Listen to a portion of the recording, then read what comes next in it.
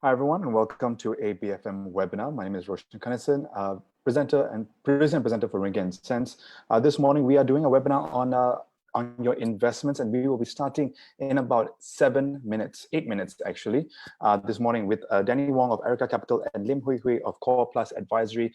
And as usual, this is in partnership with the Financial Planning Association of Malaysia. Co-moderating this conversation with me, Malek Ali of filife, founder of filife. We will be starting in 8 minutes time. So start your watch parties, invite your family, your friends, everyone who's on their lunch break, and let's learn about how to manage the rate in your portfolio together. Stay tuned. I'll see you in 7 minutes.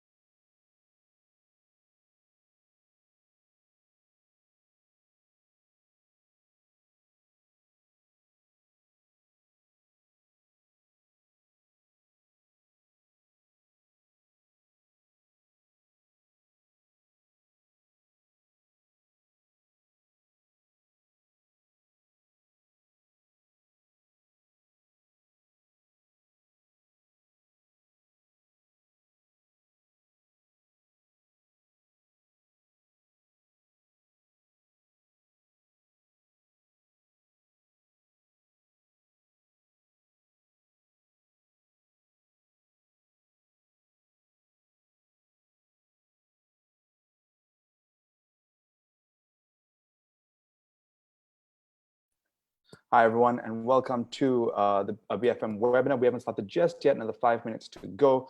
My name is Roshan, Kanesan. I'm the producer and presenter for Ringgit and Sense on BFM Radio.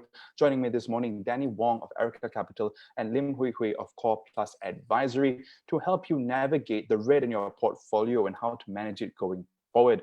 And co-moderating this conversation, as always, with me, Malek Ali, founder of filife. We'll be starting this in 5 minutes. So keep it here. Start your watch parties. Invite your friends, your families, your uncles, your grandmother, anyone who has even a little bit of skin in the game. Or if they haven't, if they don't have any skin in the game, ask them to watch it anyway. We will try and get them in the game. We'll be starting this in exactly 4 minutes. So keep it here and see you in a few minutes.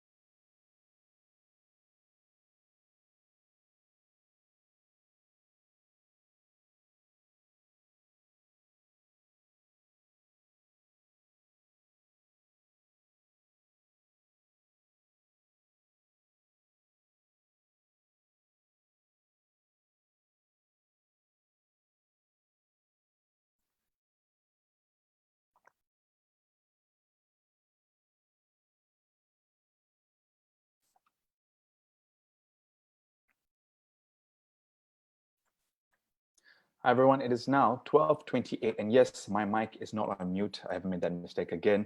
My name is Roshan, Kanesan, a producer and presenter for Ringgit and Sense, joining me this afternoon for this BFM webinar on how to manage the rate in your portfolio, especially if the MCO has impacted your investments. We have Hooi of Coreplus Advisory and Danny Wong of Areca Capital, co-moderating this discussion with me, as always, Malek Ali, founder of filife.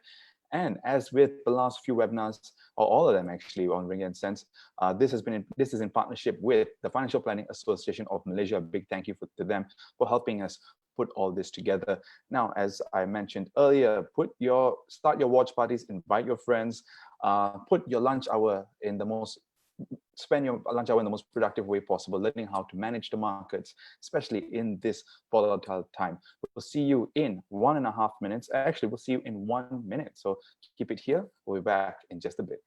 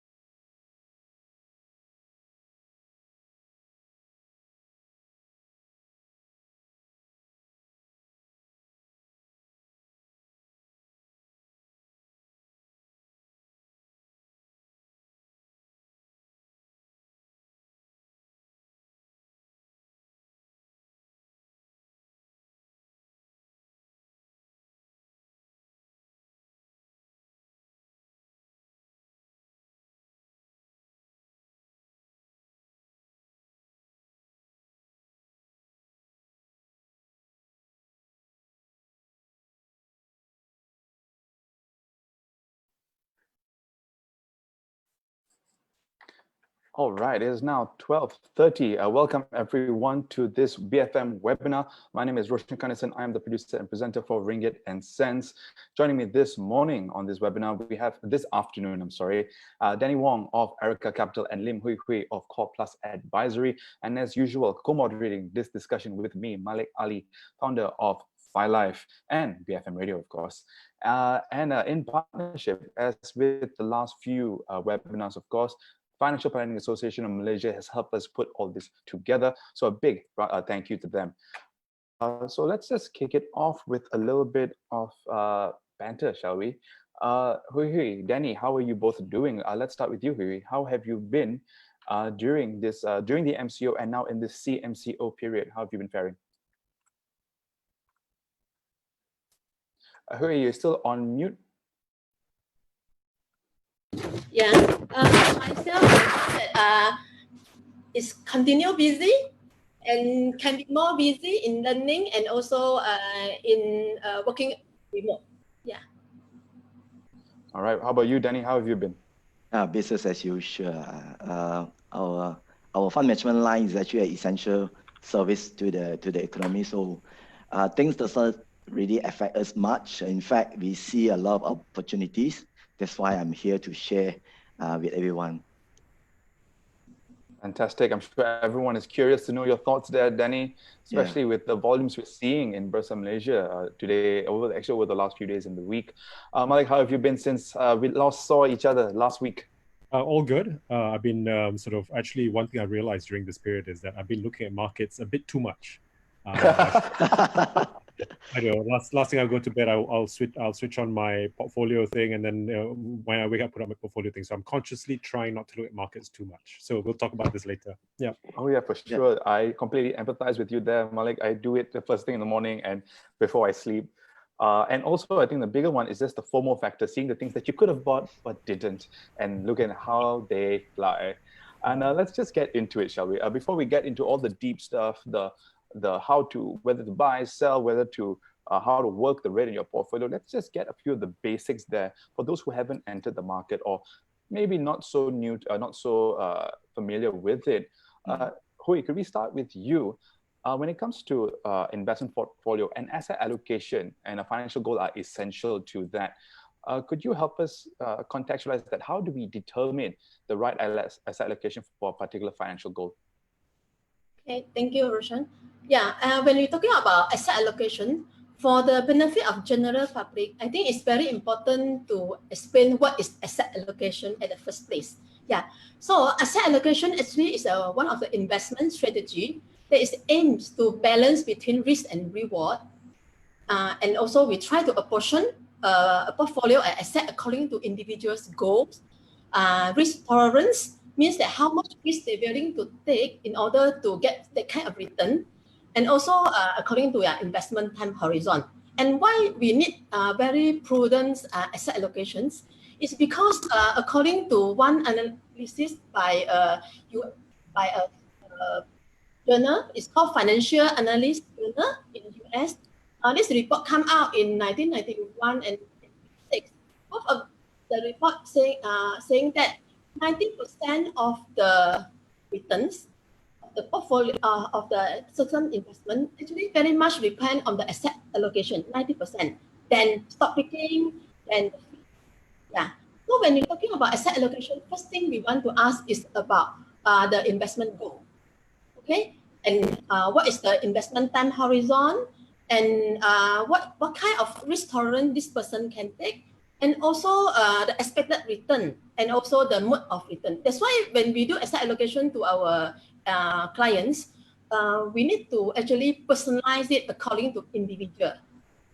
Yeah, and when we're talking about asset allocation, also we diversify in terms of their asset class. For example, what is the percentage to go to into fixed income? For example, cash, bonds, and also we go to some rich-on portfolios. For example, equities, can be properties, can be alternative investments such as commodity, can be ETF. Yeah, so according to individual risk profile. And besides asset class, we also do want them to look into regional asset allocations. Which country they should go through? Is it still US, Asia Pacific, and which sector is the potential for future? Besides that, currency, and also maybe in terms of expertise from the fund manager. Yeah. All right.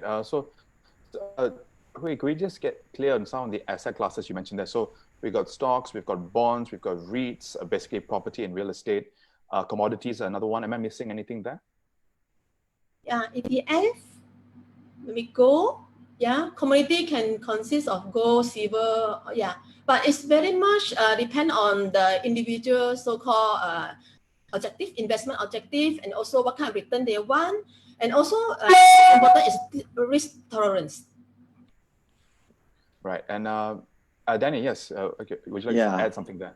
Allow me to add, I think to put into a very layman terms, my view on the asset allocation is actually you split your assets into a various risk asset according to risk classifications. So it can be a risky assets, of course, high risk, high return. Then you have something on your low risk, low return, or some kind of dividends kind of income requirements. And the other one may be something very liquid that just in case you can take this as a reservoir for opportunity to come like now, or you can use it when you really need some cash, then you can actually draw it. So you can analyze, or analogy to this is like you are playing a football game, right?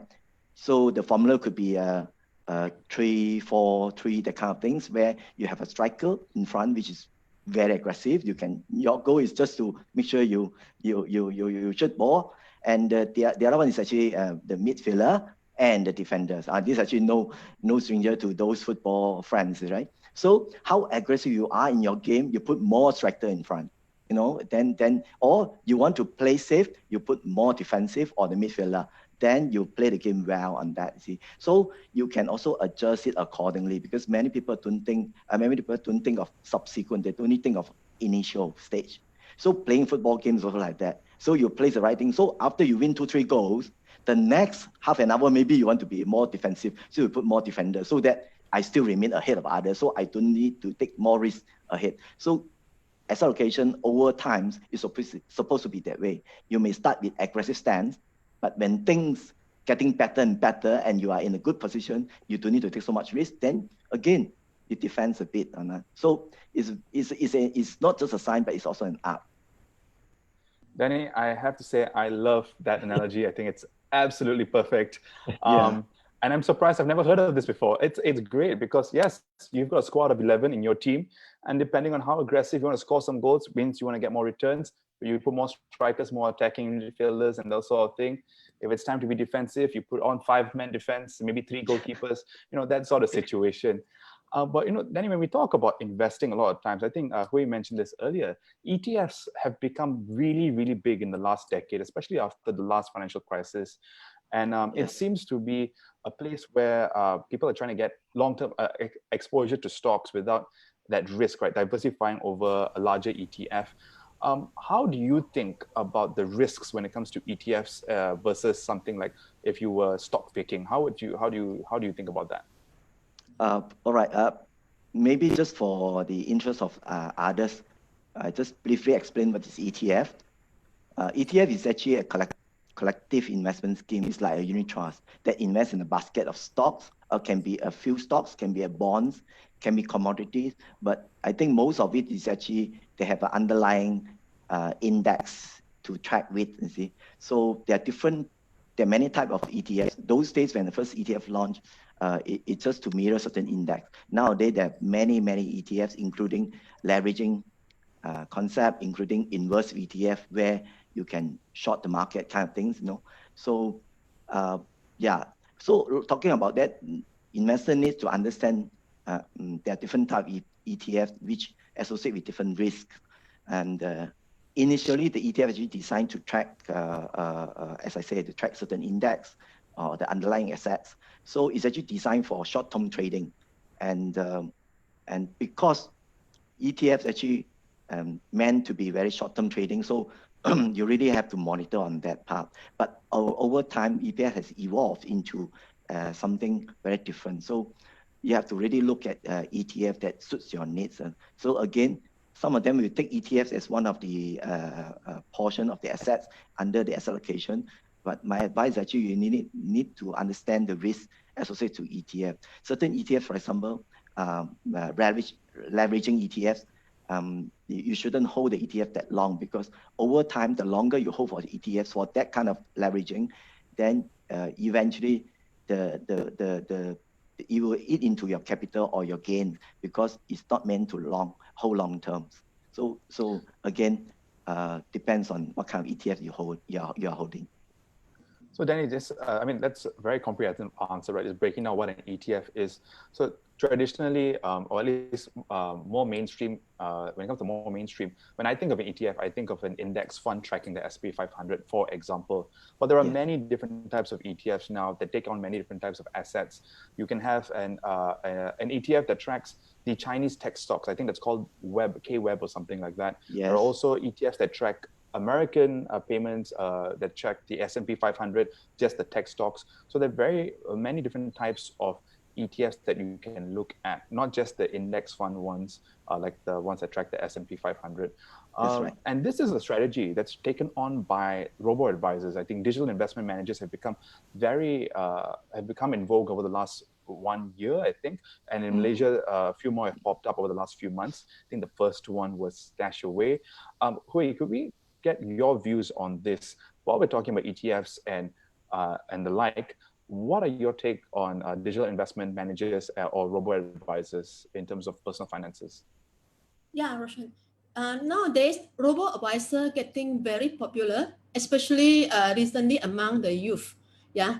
But robo-advisor actually is very simple. It's just a digital platform that actually use algorithm to automate the trading. And it will be very useful for those investors who have, especially, it's not mainly, but it's especially for those investors who want to start small and they have small net worth, and they can access into professional robo advisory management. Yeah. But whenever investor want to go to this robo advisor, they must remember actually this is only take care of their investment side of so-called financial planning. And when you go in, even though they will ask you what is your goal, and you still need to check. When after you go in, even though maybe they allow you to do roller coaster raging or whatever, allow you to continue, your journey to accumulate your wealth while you're investing with them. But you also need to review what is the fee structure, what is the minimum, and also the credential of the staff that actually servicing you or answer to your question, or how you able to access to the platform. All this is very important. Yeah. And when you're talking about total financial planning, you still need more than that. You still need a more comprehensive financial planning advice service. Yeah. I think it's important. Oh, sorry. Yeah. Sorry, here, can you finish? So in total financial planning, especially for youngsters, you need to understand it either through self-reading, self-educations. Nowadays, there's a lot of way you can learn about financial plannings, or you can get this licensed financial planner actually to assist you to kickstart. Right, and Hooi, apologies for the interruption there. Malek, yes. Yeah, so there is a Facebook question by I use Goose Griff on Facebook. I think the question is this: basically, please explain a bit what should a fixed deposit investor should do during this time. We know that interest rates are coming down, have come down. So I guess you're not getting, you might just be making inflation if you're lucky on FD. What should they do? They have cash right now. What do you advise them to do? Hooi, can you just have a first attempt at that? Okay. This FD investor, we would like to know, of course, personally, what is your concern when you ask these questions? Is it because of interest rate too low, or you concerned that you are going to risk out the opportunity? Or you really understand that when you put in the FD, the return is low, and now because of the interest rate cut, the inflation is going to be high up very fast. So if you have this concern, then of course you need to look into reallocation of your resources, where you can put that in order to give higher return, but you want to make sure the place that you put is, you need to understand that you must have emergency fund first. Even though there's a lot of opportunity out there, but emergency fund, if you have, so for example, last time we always said that 3 to 6 months, but when we look into COVID-19, actually you need at least 6 months and above emergency funds. So once you have that in place, then you see your excess money, where you can place it, and don't simply go to stock market unless you know what you are doing and you know how to pick a stock. If not, go to get some advice from financial planners how you can place this money so that you can get higher return, but at the same time you save your capital and you have a long-term investment goal. Why you need to move this money from FD to other place, and why you want to do that, and it must be long-term. Yeah. All I can say is, Ayus, I think if you're watching the answer to your question, if you could just maybe, I think the good advice is that 6 months, make sure you have 6 months cash that can tide you over during this difficult time. If you have access, just write down on Facebook again, comment on Facebook again what your situation is. We'll try do as much as we can. For example, what Hooi asked, what is your concern? Is it not earning inflation rate, or is it you're missing out on opportunities, or and so on? So if you just can continue that conversation, we'll get back to that. Over to you, Roshan. Yeah, so just to recap a little bit, this morning I'm speaking to Danny Wong of Areca Capital and Lim Hooi of Coreplus Advisory, and we're talking about how the COVID-19 and the MCO have impacted your portfolios, whether they have, how do you manage that, and how do you go forward from here? And this webinar is in conjunction with the Financial Planning Association of Malaysia. The first part, we've talked about asset classes, asset allocation, and quite a bit on ETFs, really. Moving forward, I think we're going to get into the big question I think that everyone has on their mind right now. Should I buy, sell, or hold? Always the question that is on everyone's mind. Before we get too deep here, Danny, could we start with, should we sell and raise cash? I think this is a question a lot of people are thinking about right now, especially when they see the red in their portfolio. What are your thoughts on this? Actually, it's very famous questions. Since I think after Chinese New Year, when this COVID-19 becoming more severe, a lot of people ask me, should I sell, should I raise cash, or should I buy? These are very, it's a $1 million questions. In fact, the rule of thumb, once you have the financial plan and you have your asset allocation, you are not worried about now. because you already plan long term. So what you need to do is actually do a little bit of reallocation or reallocating. If you have some extra, then you may want to put it in again. Now the question is back to the asset allocations model. The first question will be, is the cash, how you see the cash, is cash your important assets in your asset allocations, right? I always advise my investor, including myself, to keep at least 20-30% cash, even at normal time, right? And cash is king. And you call cash is king only when you know how to use the cash. No point you hold your cash, $1 million in your drawers during a bull time, and during disaster time, you also keep the 1 million. Then after that, rebound again, then you say, oh, my cash is still 1 million in my drawer. So you are not a king. You are full of cash, but you don't know how to deploy your cash. It's just a soldier and a general. A general know how to use the army and the soldier in the right time. So whether should I raise cash or not raise cash, in fact, in the bull market, when the index going up further and further, your asset allocation should be rebalanced and rebalanced and rebalanced. So in the right time, you should always keep 20-30% cash, right? There's one of the model to keep this for opportunity. And when the opportunity comes right now, when the index down 2 standard deviation below the average 10-year mean, you know this is time I should deploy my cash. So no point in a disaster time, you sell your share.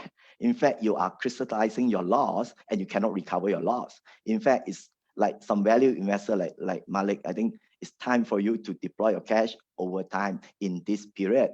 So you are so worried about making a wrong decision, then you are regretful about lump sum investment, then you can do regularly over this maybe 3 months, right? So go in a bit. Then it's just similarly to the question just now, what should I do if I have my FD and the interest rate is so low? So it's a time, if you have the financial plan, you have a proper asset allocation, it's time for you to deploy the cash. You may not make immediate profit. You don't aim for tomorrow or next month.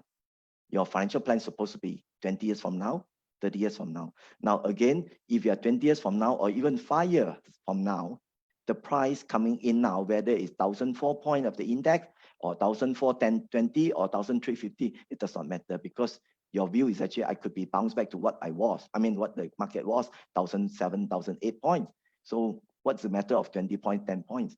So no regret about 10 points you buy too early or you buy too late, so long as you go in. The worst actually is you don't do anything. That is actually, you regret. Many people regret. Danny, I just want to clarify that point about holding cash, right? So that 30% cash for opportunities, this is not, I think we want to make this very clear that this doesn't include that emergency cash for, well, emergencies, right? So it's correct. Just because you have 30% cash in the bank account, doesn't mean you have 30% cash to deploy, right? Correct. So what I want to emphasize is actually after you have your financial plans, that means you have allocated emergency funds, you cover your protection, you have certain allocation for children. So there are certain portfolio. Again, I want to emphasize this. Many people thought that I only have one portfolio or one asset allocation. No, you should have many goals, and each of the goal will have one portfolio, and you do asset allocation over the portfolio, subject to not just the individual risk profile, but it's also your objective as well as the market condition. Your personal objective, for example, for retirement, after all the financial plans, so this asset allocation should consist certain cash because it's for long term, for instance. And this cash, if you keep it for some time, let's say 20%, and you deploy the cash when the market is low, we call it tactical allocation, then over time and consistently, you should be able to win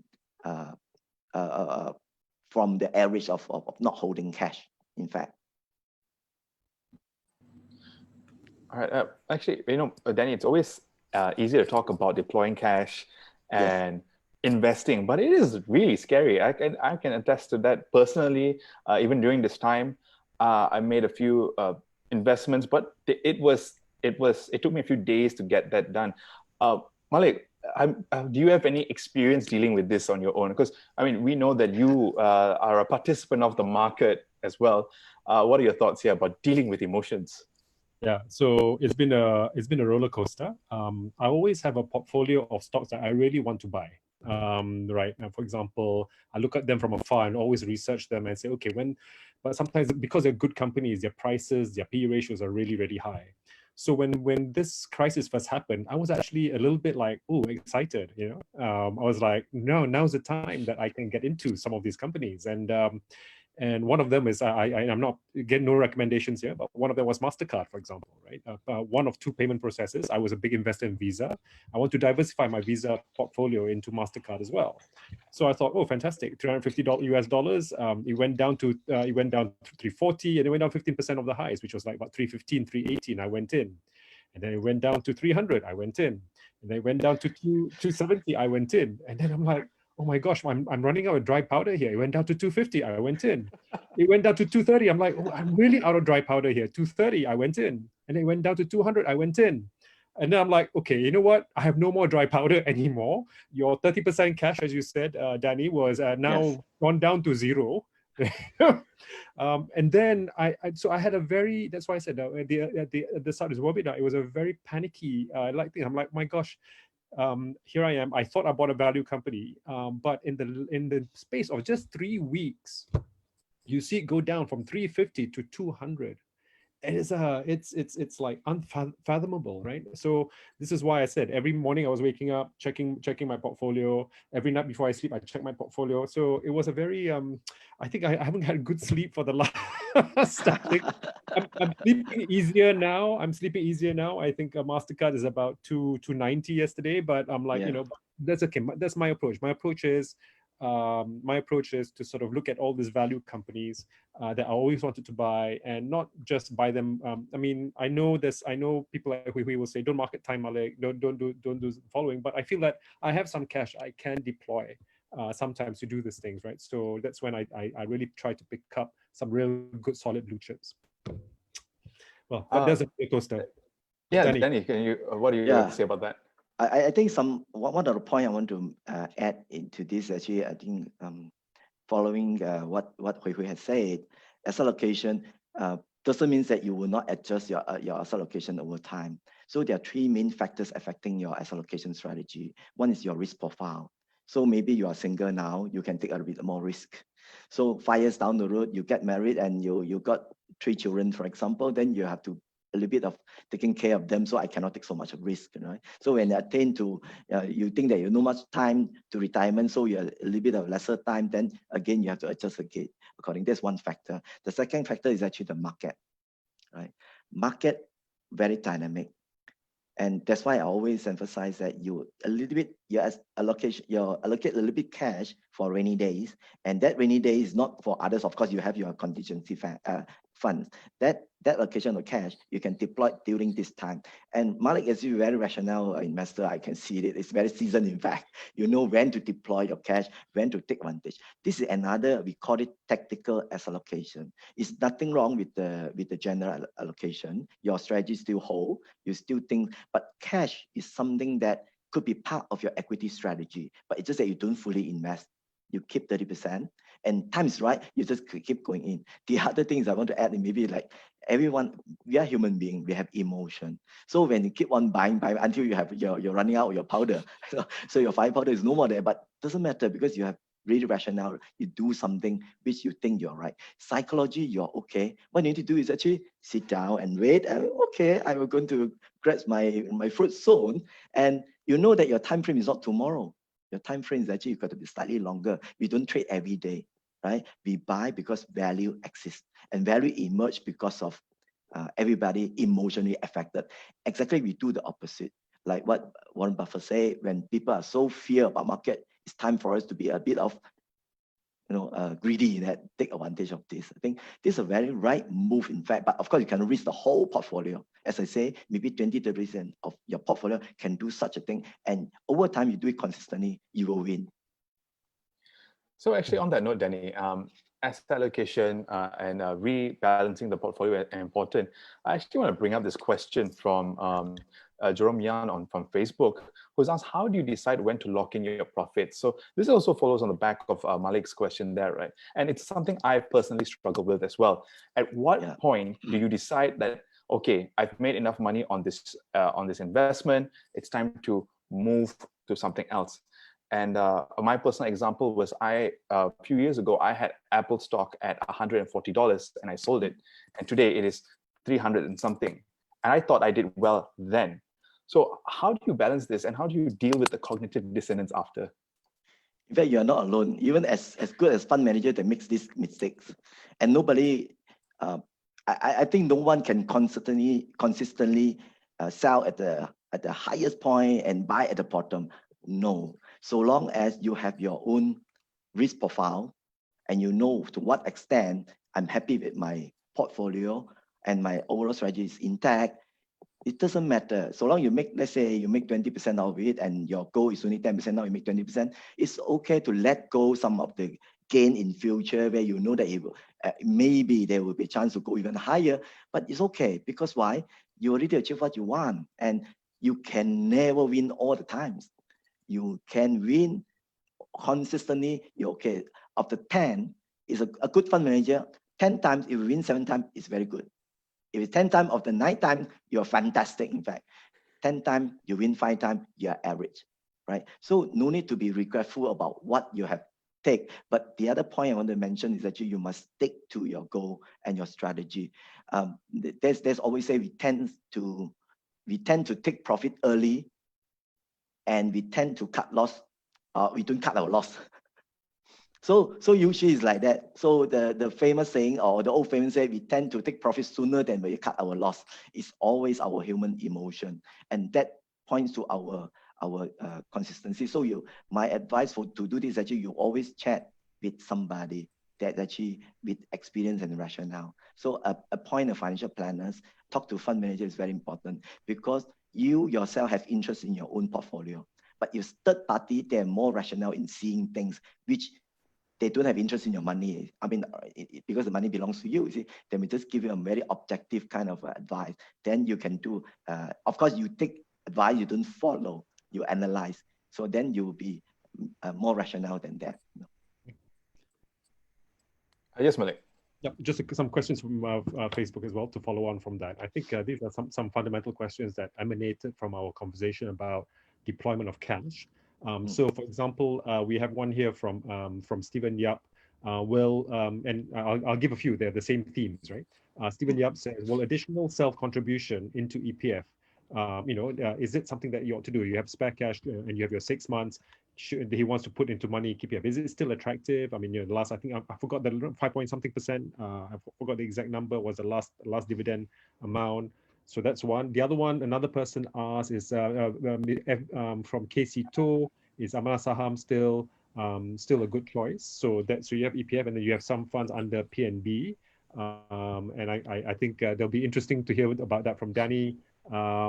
And also I think there's from Jagrana, home rates, again, same thing. Home rates are low. I'm channeling extra funds as self-contribution to EPF. I think EPF will give a higher interest than home mortgage interest charge. So basically, there's this sort of institutional, really institutional funds, right? Meaning this is basically government guaranteed, I guess, right? EPF is government guaranteed, and PNB stuff as well. So what's your opinion about this sort of institutional funds, Danny? I think I mean, there are many investors ask me this question over time. So I think as fund manager, my advice actually, if there is some sort of a consistent policy in payment of dividends, why not? I mean, very hard nowadays to earn 6% consistently over past 10 years on average, then let's say you can get better deal with some of the funds and get 7% over the past 10 years. In fact, you already double your money, in 10 years' time, with 7%. So if things are quite certain, and this again, we come back to the risk. Risk means how much risk you can take is actually depending on your expectation of the outcome of investment. If you know the investment outcome is very certain, the risk is quite low. And the investment is uncertain, the investment wouldn't give you, or rather the outcome could be very wide, can be very negative 20% to positive 30%. That risk is greater than those who can see that within this range, and let's say 6-7% certain. So it depends on risk tolerance. I must say that you can park some of the money, continue with the institutions where give you some consistent dividend policy and above your rate, your target rate, like inflation rate or your mortgage rate. That is actually quite good. But if you think that certain portion of it, like for example, you have your EPF money and you have maybe another 10 years to go, you may want to deploy a bit from your EPF account and go into, let's say, some aggressive fund. By all means do so, so long you know what you want over your portfolio. That means your asset allocation. So there's a certain percentage, you can take certain risks, so that overall risk do not deviate from what you can, your risk tolerance level and your risk capacity. So from that, you can do it. In fact, do consult advisor, how much you can do, take up from there. So long as you can pass through this, whatever in between the market up and down, it doesn't matter because you already structured that and your aim is for long-term 10 years, I'm going to have, say, 10% over my portfolio, then you're okay with that. Maybe a little bit doing adjustment now and then when that's a significant and fundamental change like now. But the normal market up and down is not significant enough for you to make any adjustment on your asset allocations, in fact. I'm going to ask you one more question, Danny, Sure. and then after that, I want to ask one question to Hooi. The first question now, it's in your area, Sure. Danny. The question is from Louise Lu Cheng Yang. She says, is mutual fund in Malaysia a less better choice than ETFs? ETF, does it, I mean, is it a better choice? A less better choice. I guess what she's saying is, which is better, mutual fund or ETFs, right? What's your opinion? I know the answer is going to be somewhere around, it depends. Personally, I like unit trust. Okay. Personally, I mean, it's beside the fact that I manage unit trust. That's because unit trusts are actively managed and actively monitored by the fund manager and professional that spend 24 hours. In some time at night, I also wake up to look at what US is doing. This because they're people, they're professionally appointed to look after the money.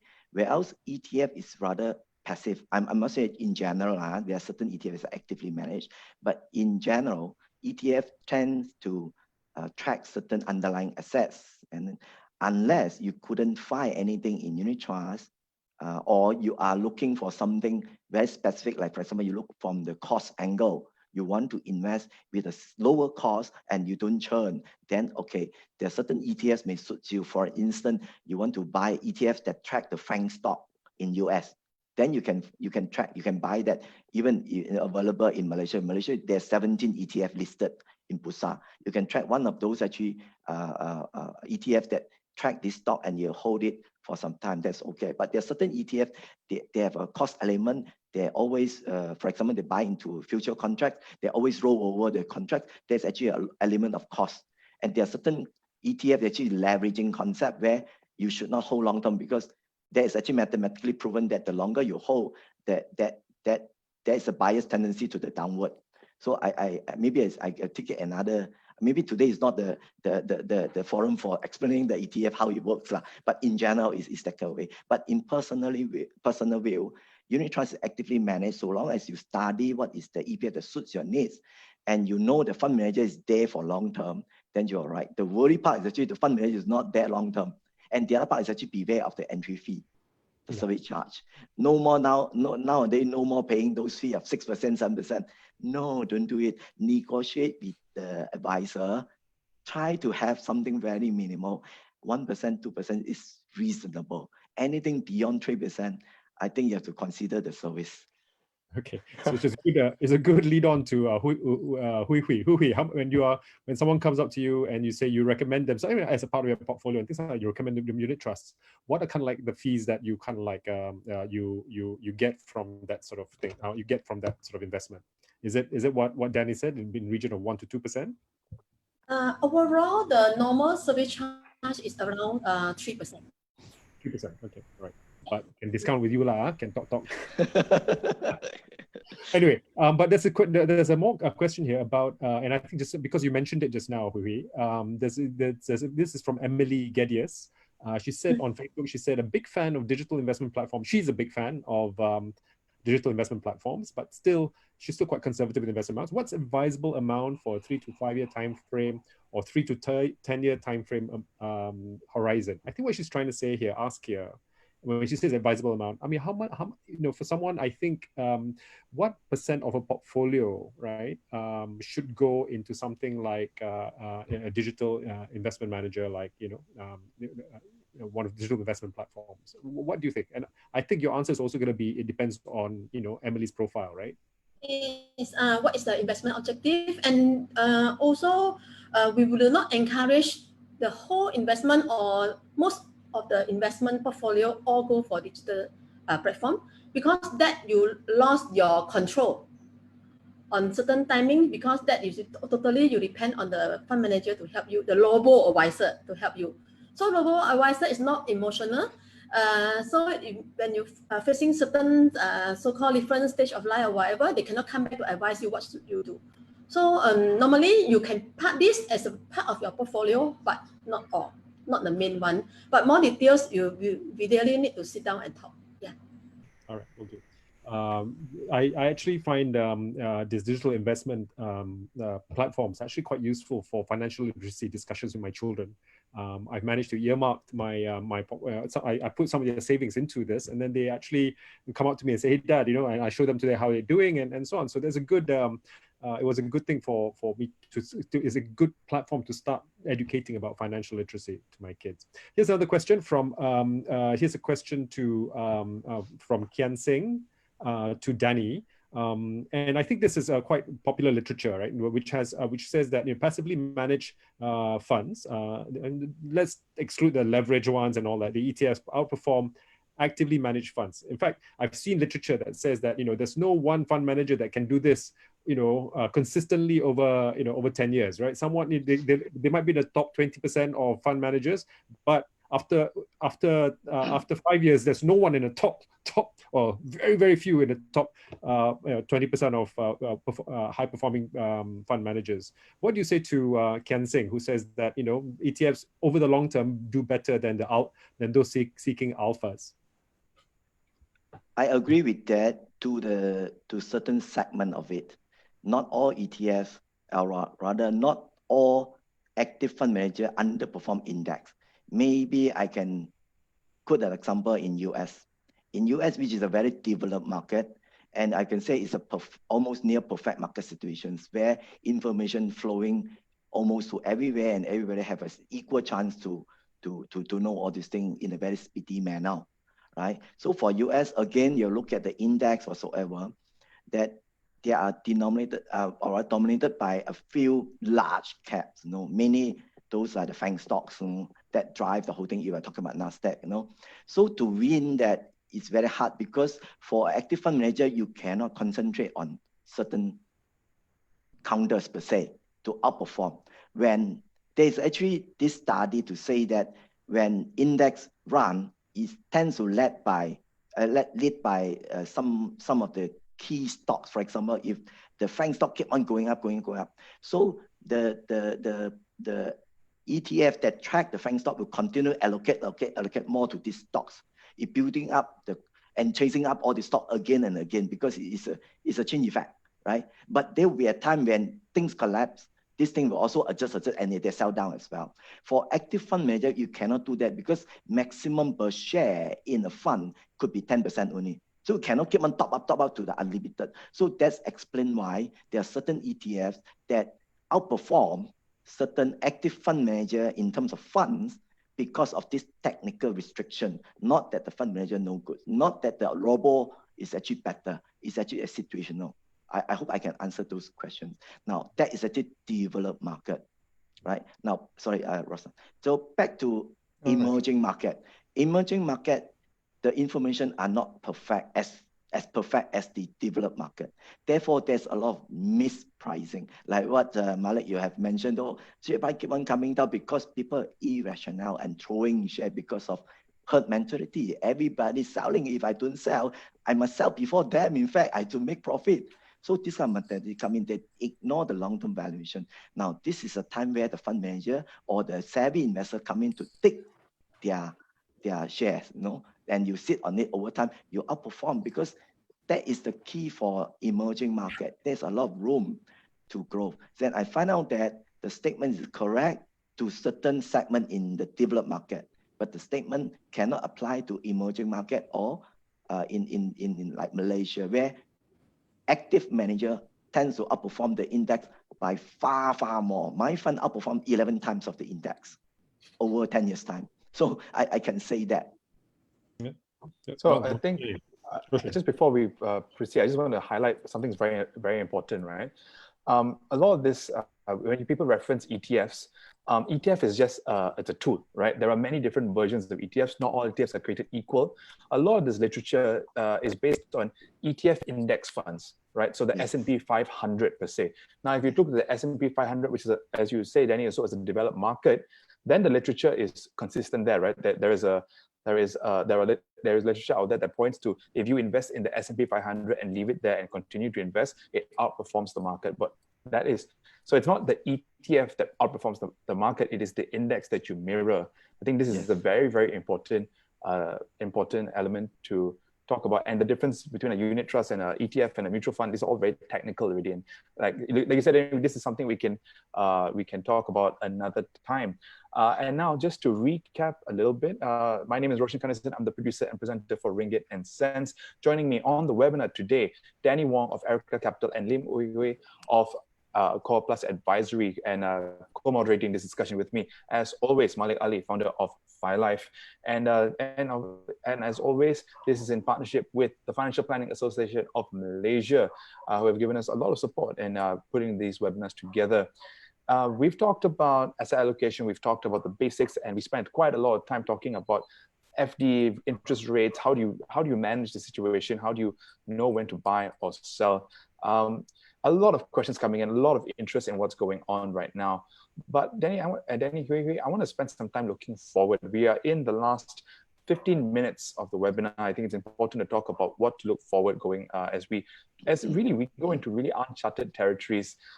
As we are talking today, Bursa volumes are at all-time highs. US markets have seen strong days in the last few days, very bullish again.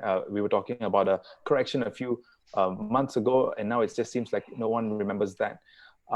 Danny, what are some of your key lessons from COVID-19 going forward? Yeah, very interesting to know this. Actually, this is a new chapter to everyone. Actually, no one has gone through this. In fact, this lesson is very, very valuable to us, to everyone here. First thing is actually, as I always say, people regretted I don't have cash now to buy. So cash, you must learn that at any time, not just buy, sometimes also for liquidity, for your own living bills, like what Hooi say that, those days only 3 months, now 6 months, I need that cash for my this 6 month livings. So cash is very important in a normal day. So don't deploy all the cash in a normal, always keep cash. The other thing is actually we must diversify. Diversify doesn't mean that a wrong concept of diversification. People thought that diversification means I put into many assets, then it's actually a diversification. No, diversification, number one thing is actually you must go into the liquid assets to diversify. Second thing is actually you must go into the opposite of the assets in terms of the characteristic. You cannot put all your money into different assets, but the assets move in the same way in disaster time or in a good time. So you must have something that is contrasting features of the asset class. For instance, you may have your bond and you might have a high risk ETFs, for example. Then it move up and down different way. Then you're okay. That's actually diversification. The other thing is actually emotion. That this lesson actually teaches us that people are emotional, people are pessimistic bias, and very short-sighted, irrational at times. So, and then people always look backward. I should have done this, I should have done that. So they're finding excuse, and then there's actually a confirmation bias that of saying that I should have this, that. Oh yeah, it's nothing wrong with my plan, nothing wrong with asset allocation. It's actually the COVID-19 cost me lots of money. No, you don't blame things. You blame yourself, your poor asset allocation, rather than the market itself. So, and then the other thing that people trying to time the market, but you cannot time the market right all the time. Maybe you can have certain percentage for tactical reasons, but you cannot time the market all the time. So that is something that I learned from the COVID-19. Hooi, what about you? What have you learned from COVID-19 that you want to emphasize right now? Beside investment part, that whenever there's a crisis happen, a lot of investors, they will say that now market is bad. So it's not what I learned now, is always happen to all of investors. Always say that market is bad, so I don't want to invest. So I always want to ask, now is market bad or good? So market is bad for those who don't have enough emergency fund, so no choice, they have to force sell whatever current portfolio they have. Market is bad if they are now need the liquid because of the retirement, or they need the money because of to pay of the money for their children educations, and that also because of they do not do their asset allocation well, right?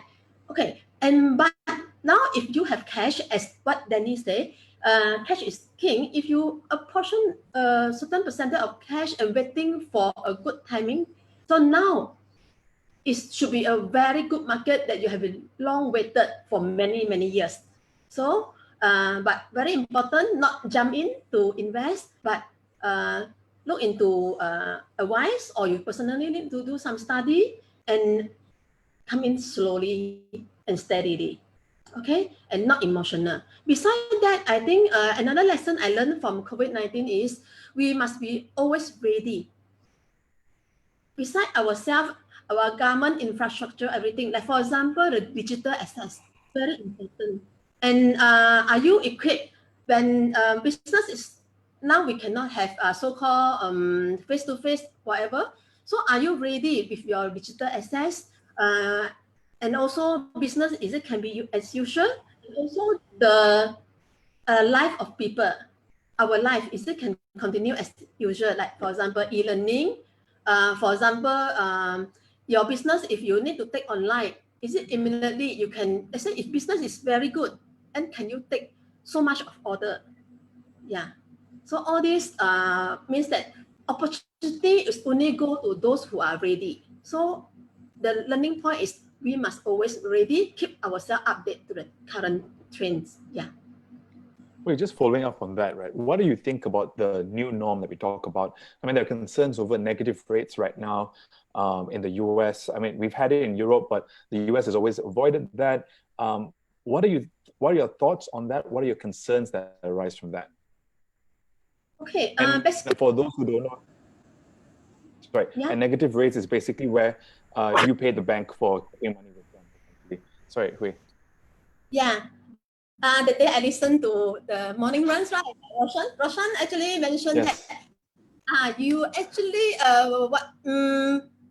you get penalized because of you save, and you borrow, you get reward because you borrow. Because negative rates actually is a monetary policy by government to encourage business to borrow, or people to borrow in order to inject and stimulate the economy. But the problem come with negative interest rate is a lot of people is going to be in debt because it's too cheap to borrow. So, but when you borrow, the interest is certain, right? Oh, sorry, interest rate is low, interest is certain. But if you negative interest rate, maybe they will pay you a little bit for you to have the interest to borrow. But when you pump into business, if your business do not have a good plan, it might be put you in debt. Yeah. And beside the impact to the economy, also you will instill very high inflations because it's too much liquidity in the market. When inflation comes and your so-called the business not really going well, it might have another problem. Stagflation will come in, and the whole economy will getting worse. Yeah, so in a nutshell, essentially, negative interest rates punishes savers and rewards borrowers, and more risky financial behavior. I think this is what we're seeing.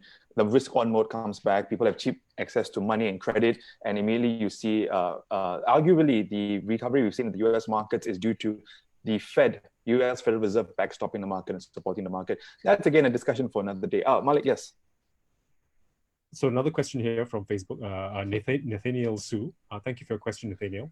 When the question is, I think we're talking about sort of, he's talking about recovery, right? So when do most market analysts anticipate a rebound? That's his first question. And which sectors do they expect the rebound to be fastest, and which is slowest, right? So Danny, what's in your mind as you are approaching your portfolio for your clients? What do you tell them when they ask, "Hey, where's market rebounding? Huh? When? Let me ask my crystal ball first. Okay, I don't have an immediate right answer to that, but it's actually throughout the many years of experience, as well as the judging from the outcome or the consequence of the current pandemic. There are a few things I need to share. First thing, actually, the consequence of the pandemic. Second thing, what is the new norm? From there, you know these two factors, then you can look into what, when, and how. So for consequence, I think everybody knows that market has been affected badly globally, right? So I think on this part, there are three main factors contribute to the meltdown for Malaysia. I think first thing is, of course, the trade wars. It started with the trade wars. Then second thing is actually now we follow up with the COVID-19. Of course, third thing, they follow with our oil pricing, come to a very, very low figure. So these three things, coupled with, of course, in Malaysia, issue like politics and all this thing, is actually affecting many, many people that sell the shares, so causing the market to melt.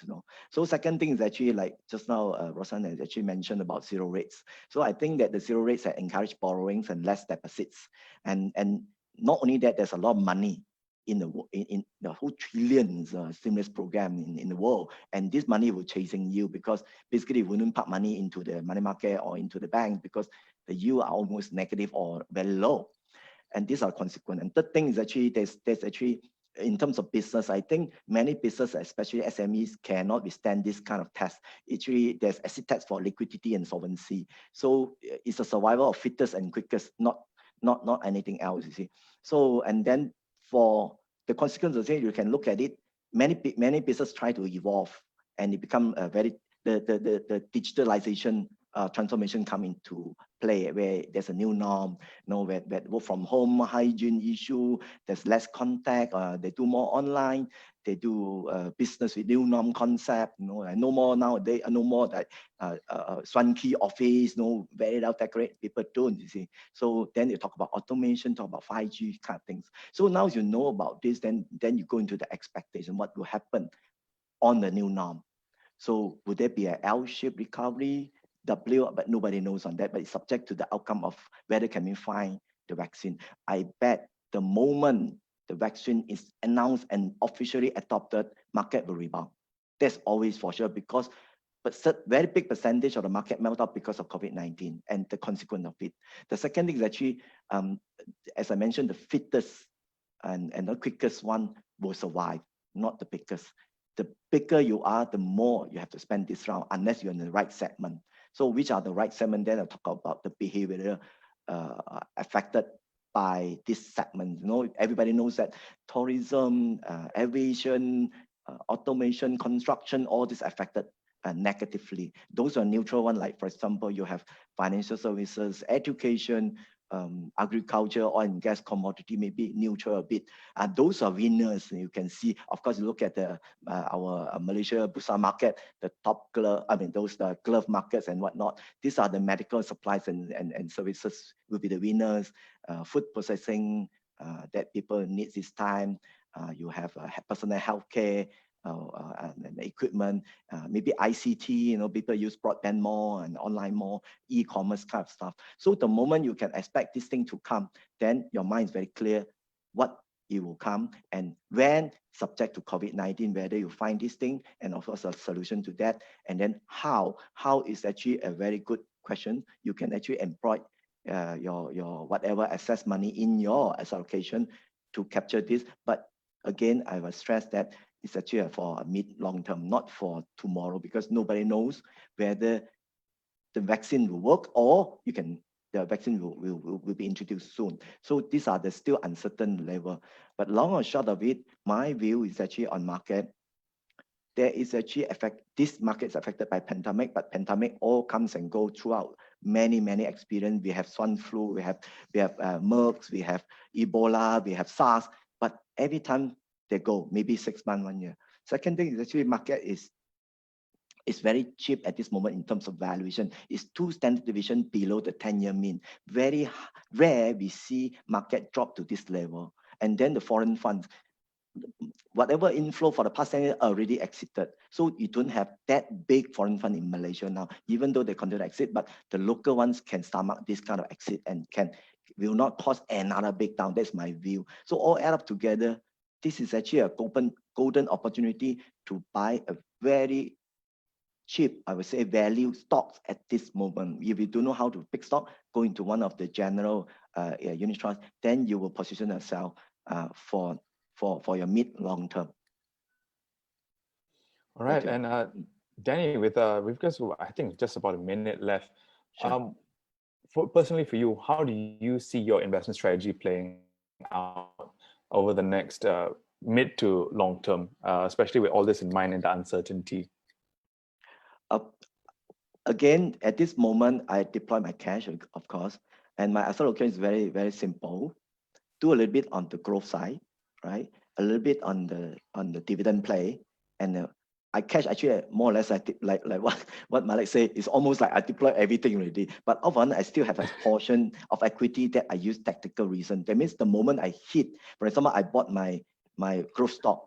Growth stock actually up almost double. So it's now for me to take profit. So that is actually tactical play. And then once you're done with the tactical play, you're back to the normal strategy. So continue with your growth and your income portfolio. That will be a winner strategy over time. But of course, you cannot time the market every now and then. It's only when the market has a significant change or fundamental change, you can do that. All right, Danny. Hooi, do you have anything to add to end this conversation? Anything you want people to remember from this? Yeah, as a personal financial planner, I think still I want to emphasize that investment is for long term. You must understand your goal, and as Danny mentioned, each investment you should have your different pot for your investment. So identify your needs and wants, review your budget, make sure you have emergency fund, and continue. The most important, continue to invest in yourself. Yeah, because that no one can take away from you, and you will make yourself ready forever. Either it's good time or bad time. Thank you. Malek, what about you? Any parting messages before we wrap this up? Yeah, I think if you followed the advice of Danny and Hooi, I think you will be the type of person that can sleep very soundly at night and check market information like every other minute with me the last few weeks. I'm going to take that advice. I'm going to sleep easy now. I've deployed. Now I'm just like, okay lah, just wait. Yeah, you're waiting for a fruit to enjoy. Yeah. Malek, I can sleep now. Yes. And I think I personally learned that I think the contextualization about the importance of asset allocation, right? The difference, you want them to be not correlated. You buy gold and high growth because if one goes up, the other one generally goes down, that you have that balance in your portfolio. And on that note, thank you everyone for joining us today on this Facebook Live session, this BFM webinar. Malek, Danny, Hooi, thank you so much for your time this afternoon. This webinar was brought to you by BFM in conjunction with the Financial Planning Association of Malaysia. My name is Roshan Kanesan. I'm the producer and presenter for Ringgit and Sense. Joining me this afternoon, Danny Wong of Areca Capital and Lim Hooi of Coreplus Advisory, moderating this with me as always, Malek Ali, founder of filife. Now we have a feedback form in the comment section on the Facebook post. Please let us know what you think. Your suggestions. We're always keen to learn more and help you on this journey. Next week is Hari Raya. There will be no webinar next Tuesday. We will be back the week after. To everyone, please celebrate a safe and Selamat Hari Raya to everyone out there. Thank you so much, and thank you. See you next time. Selamat Hari Raya. Yeah.